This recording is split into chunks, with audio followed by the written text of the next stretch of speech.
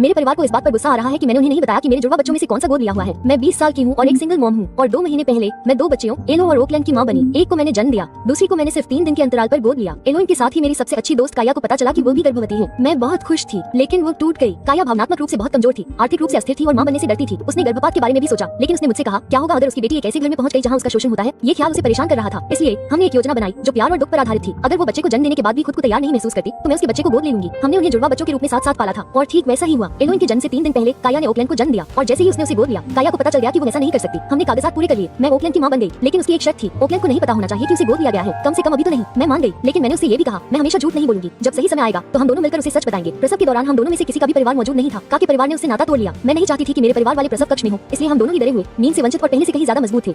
उद्धरण चिन्ह। एक हफ्ते बाद मैंने अपने परिवार को बच्चों से मिलने के लिए बुलाया। मेरी दादी अंदर आई, लड़कियों को देखा और पूछा तुम्हारी कौन सी है। मैंने मुस्कुराते हुए कहा दोनों हैं। उसने आंखें घुमाई। समझ रही हो? मैंने दोहराया वे दोनों मेरी बेटियां हैं। लेकिन फिर मेरे माता